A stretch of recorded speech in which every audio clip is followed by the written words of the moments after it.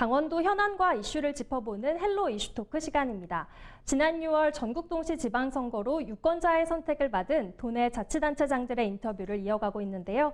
오늘 헬로 이슈토크에선 지난 선거 승리로 세 번째 군수직을 수행하게 된 최승준 정선 군수를 모시고 민선 8기 계획과 관련한 자세한 이야기 나눠보겠습니다. 군수님 안녕하세요. 안녕하세요. 반갑습니다. 네, 먼저 선거 승리 진심으로 축하드립니다. 고맙습니다. 네, 민선 8기 본격적으로 출범했는데요. 이제 또다시 새로운 출발을 하실 수 있게 됐는데 먼저 정선 국민들께 인사 한 말씀 부탁드립니다. 네, 존경하는 정선 국민 여러분 그리고 LG 헬로비전 시청자 여러분 반갑습니다. 아리랑의 고장 정선 군수 최승준입니다. 지난 6월 1일 치러진 제8회 전국 동시지방선거에서 우리 군의 군정을 민선 7기에 이어서 다시 민선 8기를 제가 이끌 수 있도록 국민 여러분들께서 맡겨 주셨습니다.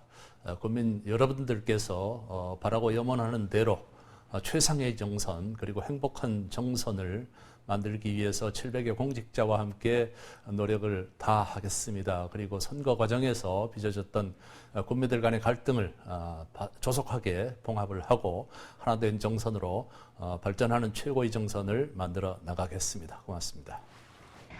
네, 먼저 첫 번째로 지난 선거를 좀 다시 되돌아보겠습니다. 지난 선거 일명 윤풍의 영향으로 쉽지만은 않은 선거였는데 그럼에도 불구하고 지역 주민들의 선택을 받으셨어요. 그 이유를 어떻게 분석하고 계신가요? 글쎄요, 저도 이제 물론 그 대통령 선거가 치른 지 3개월 만에 또 새로운 정부가 출범한 지 20일 만에 치러지는 지방선거이기 때문에 어느 정도의 그 정치적인 바람은 예상했었습니다만은 의회의 결과에 저도 많이 좀 당혹스럽고 아직도 좀 얼떨떨하기는 합니다. 그러나 결국 이제 민선 7기에서 이 코로나19의 엄중한 상황 속에서도 국민 모두와 함께 또 700여 공직자와 함께 지역의 여러 가지 그 산적해 있던 현안들을 슬기롭게 잘 해결을 하고 또 그런 와중에도 나름대로의 그 실적을 결과로 국민들과 함께 공유하게 할 수 있었던 부분이 군정에 대한 높은 신뢰 그리고 새로운 군정을 맡겨도 되겠다는 아마 국민들이 판단을 하실 것 같습니다. 대표적으로 몇 가지 말씀드리면은 스마트탑 국보 승격을 3번 도전 끝에 국보 323호로 이렇게 승격이 될 수 있었고요. 그 다음에 그 강원랜드의 존립 근거가 되는 폐광지역법을 20년이나 연장하는 법안을 또 지난해 2월 26일 날 통과가 되도록 또 우리 국민이 함께 노력을 했습니다. 그리고 올림픽이 끝난 이후에 그 처리 방안에 관해서 정부와 또 환경단체 그리고 우리 국민 간에 첨예한 그 대립과 갈등을 빚어오던 문제도 깔끔하게 정리가 돼서 국민들이 바라는 대로 올림픽 경기장에 곤도라를 운행할 수 있게 이렇게 된 부분 그리고 공영버스 사업을 전국에서 최초로 시행을 해서 안전하게 또 정착시켰던 부분들도 국민들에게 많은 이제 좋은 평가를 받았고요. 또 그 밖에도 이제 어르신들의 임용 서비스라든지 또 농촌 마을에 공동급식을 시행하는 부분이라든지 차별화된 복지 정책으로 국민 여러분들의 지지를 많이 받았던 그러한 내용들이 민선 8기 어려운 그 상황 속에서도 저를 다시 선택해 주신 국민 여러분들의 판단을 할 수 있게끔 한 동력이 되지 않았나 그렇게 제 나름대로 분석을 하고 있습니다.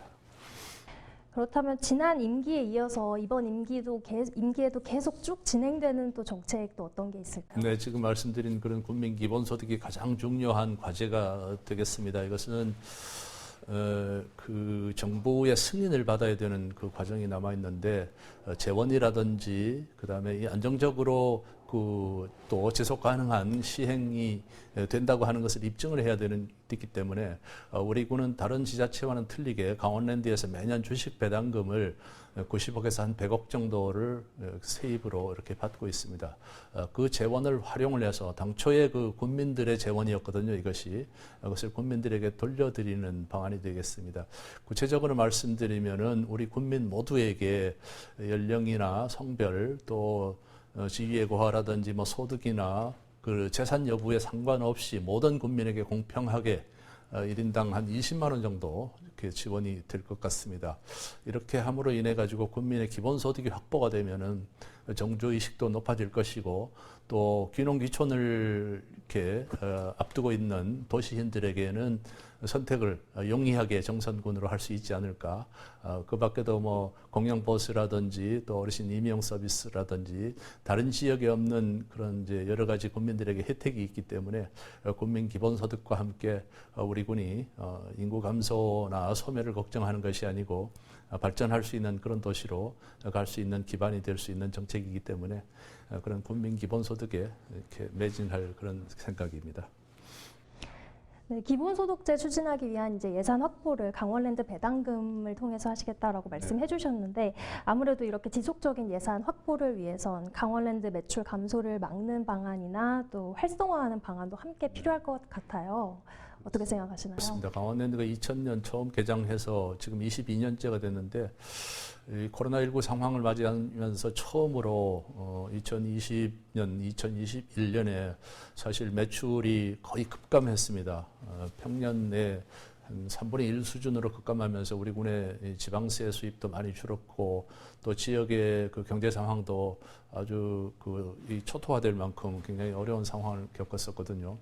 그래서 앞으로도 이런 그 상황에 대비해서 안정적으로 저희들이 국민 기본소득의 재원을 확보하기 위해서는 강원랜드의 매출이 극대화될 수 있도록 강원랜드의 운영을 좀 정상화해서 세계적인 카지노 리조트들을 하고 경쟁할 수 있는 그런 시스템으로 이제 변화시켜야 하는데 그동안에는 정부에서 그 강원랜드에 출입하는 고객들의 토박 중독을 예방한다는 그런 명분으로 각종 규제를 시행을 하고 있습니다.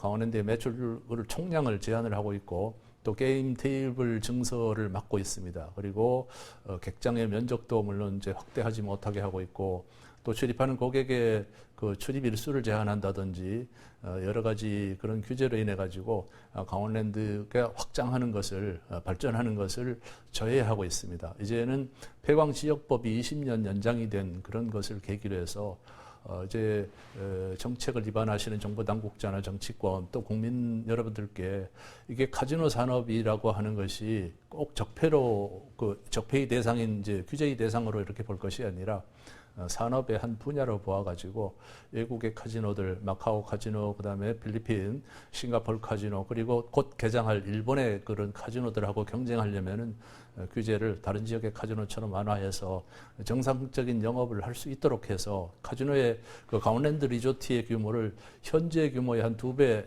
내지는 3배 정도로 이렇게 발전시켜서 조속한 시일 내에 폐광 지역의 경제를 회생시키고 폐광 지역법의 그 재정 취지에 맞도록 우리 그 폐광 지역이 지속 가능한 발전을 할 수 있도록 그렇게 고쳐 나가는 것이 지금 시점에서 꼭 필요한 당면 과제이기 때문에 이러한 부분을 공론화해서 정부 당국자들을 설득을 해서 반드시 강원랜드를 마카오처럼 연간 한 7천만 명이 찾아오고 있거든요. 마카오에는. 근데 우리 강원랜드에는 각종 규제로 인해 가지고 500만 명밖에 관광객이 내외국인이 찾지 않고 있습니다. 이런 부분 규제 완화를 통해서 강원랜드의 규모를 확장하면은 얼마든지 지역이 발전할 수 있는 그런 기반이 될 수 있다고 믿고 있기 때문에 그렇게 추진하도록 하겠습니다. 네, 이번에는 평창 동계올림픽 경기가 열렸던 가리왕산 이야기로 넘어가 보겠습니다. 사실 이제 올림픽이 열리기 전부터 후까지 다양한 의견들도 많았고 말이 좀 많았는데 좀 해결하기 위한 방안을 제시하셨다고 들었어요. 네. 어떤 건가요? 사실은 그 갈등 과정에서 국민들의 관심사가 되기도 했었죠. 가리왕산의 수려한 자연 환경 또 산림 생태의 유전 자원에 대해서 그것을 걱정하는 산림당국과 또 환경단체의 우려 이런 부분 때문에 올림픽 시작 이전에부터 벌써 그 경기장 건설을 반대했었습니다. 그래서 강원도와 정선군에서는 올림픽 경기가 끝난 이후에 원상 복원하겠다는 그런 약속을 한 부분을 올림픽이 끝나고 나서 이행을 하기 위해서 완전히 철거를 하고 다시 산으로 되돌리겠다고 하는 정부의 또 환경단체 입장과 올림픽 유산으로서 성공한 올림픽이었지 않습니까? 그래서 거기 유산으로 곤도라 시설만이라도 활용을 해서 유산으로 존치하고 지역의 다른 관광지하고 연계 관광해서 일자리도 창출하고 또 지역 경제도 회생하자. 이러한 목적의 정선 국민들의 주장이 첨예하게 대립하면서 3년간의 갈등을 빚었습니다. 결국은 많은 돈을 들여서 2천억 이상의 예산을 들여서 시설한 그런 올림픽 시설을 흔적도 없이 철거하는데 또 2천억 이상의 소중한 이제 국민의 돈을 낭비해야 되는 이러한 모순을 저희들이 이제 설득을 해서 어느 정도 이제 공감이 형성이 돼서 곤도라는 존치하게 이렇게 된 것을 아주 다행스럽게 생각하고 지금 하반기 개장을 목표로 저희들이 차근차근 준비를 해 나가고 있습니다. 그래서 가을 추석 전후해서 개장이 가능할 것으로 그렇게 보고 있습니다. 알파인 경기장 곤도라가 다시 정상 운영되게 되면은 정선군의 새로운 또 볼거리 또 즐길거리 그리고 교통약자들도 누구나 아무 불편함 없이 산 정상에까지 이렇게 그런 곤도라를 이용해서 등반해서 아이들과 함께 온 엄마들이 유아숲 체험이라든지 장애인이라든지 또 어르신들 아무 부담 없이 산 정상까지 등반할 수 있는 그러한 모장의 길을 만들게 되면은 국민들의 정신 건강 또 여러 가지 살림 생태를 이해하는 그런 좋은 교육 시설로도 활용이 될 수 있을 것 같습니다. 네, 지금까지 이제 군수님의 가장 핵심적인 이제 정책들을 먼저 다뤘다면 이번에는 이제 앞으로 4년 정선군이 또 어떤 변화가 있을지 궁금하거든요. 또 다른 공약이나 계획이 있다면 말씀 부탁드립니다. 그 코로나19를 겪으면서 사실은 이제 언론이나 또 정치권에 가장 관심을 많이 받았던 피해 분야를 소상공인으로 이렇게 좀 이제 집중해서 많이 이렇게 부각이 되고 있는데 실제로는 소리 없이 많은 피해를 보고 있는 계층이 바로 농업농촌입니다. 그것은 이제 코로나19로 인해서 외국인 계절 근로자가 입국을 하지 못해서 농촌 지역의 인건비가 굉장히 많이 상승을 했습니다. 평균 한 30-40% 이상 상승을 해서 농업 그 생산 원가에 엄청난 부담을 주고 있고 또 이제 국제적인 여러 가지 우크라이나 사태라든지 또 요소수 사태라든지 이런 부분으로 농자재 가격이 거의 100% 이상 상승하는 그런 또 상황이 펼쳐졌고요. 또 반면에 코로나19 거리두기로 인해서 농산물 판매가 안 되다 보니까 농산물 가격은 오히려 거꾸로 또 하락하는 이런 삼중의 어려움을 겪고 있는 계층이 바로 농업 농촌이 되겠습니다. 그래서 우리 군에서는 이런 농업 농촌의 어려움을 해결하는 데 다소나마 도움이 되기 위해서 몇 가지 정책을 개발해서 이번 민선 8개 시행을 하려고 합니다. 가장 중요한 부분은 영농자재를 반값에 공급할 수 있도록 하는 농가당 이력 범위 내에서 관내 그런 이제 농협이라든지 이런 농약상이라든지 이런 곳을 통해서 구매하는 모든 영농자재에 대해서 50%를 우리 군에서 지원을 하도록 하는 제도와 그리고 농산물 가격 안정을 위해서 품목별로 최저가격 보상제를 운영을 할 계획입니다. 이것은 잘 아시겠지만 가격이 시장에서 급격하게 하락을 해서 생산 원가에도 미치지 못하는 품목에 대해서는 그 이제 손실되는 부분에 대해서 군비로 보전을 해주는 그런 제도가 되겠습니다. 그리고 인건비 그 상승을 조금이라도 좀 억제하는 그런 효과를 얻기 위해서 저희들이 직접 그 외국인들하고 외국하고 MOU를 체결해서 외국인 계절 근로자 입국을 유도해가지고 지역의 그런 인력 시장을 좀 안정화시키려고 하는 정책, 이 세 가지 정책을 맞춤형으로 앞으로 시행을 할 그런 계획으로 있습니다. 그리고 이 공영버스 사업을 이제 좀 더 2단계로 이제 발전시켜가지고 많은 관광객들이 정선에 일단 들어오시면은 대중교통을 통해서 어디든 우리 관내 관광지라든지 또 휴양할 수 있는 곳을 이동할 수 있도록 하는 그런 차별화된 복지교통 시스템을 확립을 하고 또 어르신들도 농한기에 이제 그 무료하게 이렇게 계시면서 우울증도 오시고 이러거든요. 그리고 그런 분들이 우리 군에서 배부한 그 교통카드를 통해서 교통비 부담 없이 어디든 이동하시면서 친인척도 만날 수가 있고 5일장에 나오셔가지고 장구경도 하시고 또 이렇게 필요한 물품도 사시고 또 그런 어르신 임용 서비스 제도를 통해서 머리 손질도 하시고 이렇게 하면 지역의 경제도 나아지고 또 어르신들도 정신건강에도 좋아지고 그렇게 이제 2단계의 공영버스 발전 계획을 또 시행을 하고 그 밖에 또 다양한 복지 정책이나 또 지역 개발 정책을 시행을 해서 일자리도 창출하고 특히 청년들이 좀 돌아올 수 있는 그러한 이제 환경도 만들어 가지고 지속 가능한 발전을 하는 데에 민선 8기에 집중할 그럴 계획입니다. 네, 지금 말씀해 주신 것처럼 시내버스 운용제가 측의 복지 정책도 많이 펼쳐 오셨는데 사실 이런 복지 정책이 이제 예산만을 생각한다면 쉽지만은 않은 정책이잖아요. 이런 문제 맞닥뜨렸을 때 이제 돌파하시는 군수님만의 군정 운영 철학이 궁금합니다.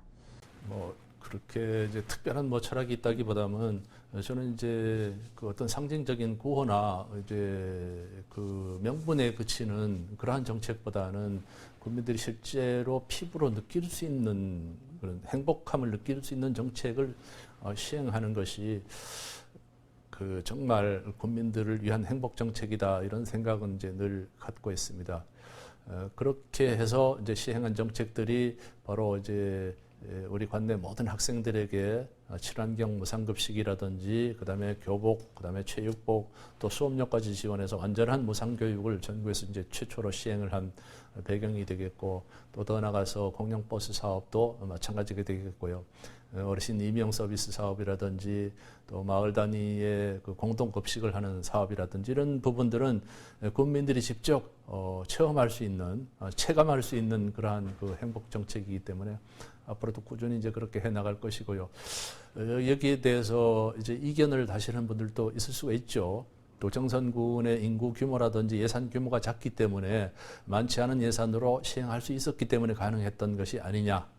또 아니면은 이제 어떤 그런 퍼주기 사업으로 이제 좀 부정적인 시각으로 본다면은 다른 SOC 사업이라든지 분야의 발전에 저해가 되는 것이 장애가 되는 것이 아니냐 이렇게 우려하시는 그런 시각도 없지 않아 있습니다만은 그것은 이제 저는 어느 지자체나 결국은 예산의 규모나 그 지역의 그 인구수나 이런 데 맞게 다 책정이 돼 있기 때문에 결국은 이제 단체장을 포함한 집행부의 의지의 문제이지 예산 규모의 많고 적음의 문제는 저는 아니라고 보고 있고요. 예산을 어느 방향으로 그 물꼬를 틀 것인가 하는 것은 정말 중요한 일이 아닌가 이렇게 생각을 합니다. 그래서 앞으로도 그런 부분을 제가 독단적으로 하는 것이 아니고 우리 7분의 군의회 의원님들과 늘 상의하고 또 국민들의 의견을 잘 수렴을 해서 국민 모두가 공감하는 상태에서 행복한 정선, 최상의 정선을 만들어 나가겠습니다. 네, 잘 알겠습니다. 마지막으로 앞으로의 각오와 계획 또 못다하신 말씀 있다면 가감없이 부탁드립니다. 네, 선거가 끝나고 나니까 다시 한번 정말 국민 여러분들의 그 저를 지켜주시고자 하는 그런 마음들이 얼마나 소중했는지 느끼고 있습니다. 저도 미처 예상 못했던 거센 그 집권 여당의 돌풍 속에서도 저를 믿으시고 끝까지 지켜주신 국민 여러분께 다시 한번 감사드리겠습니다. 이제 혼자 하는 정치는 없습니다. 지방행정도 마찬가지로 우리 7분의 의원님들과 또 700여 공직자 그리고 4만 국민이 머리를 맞대고 손에 손잡고 어떤 일이든 특정한 계층이나 특정한 지역만 하는 것이 아니고 우리 9개 국민이 똘똘 뭉쳐서 우리 군의 장기적인 비전을 제시를 하고 또 그 방향에 따라서 디테일하게 저희들이 논의해 가면서 힘을 모아서 간다면은 어떠한 난국도 극복할 수 있을 것으로 저는 확신하고 있습니다.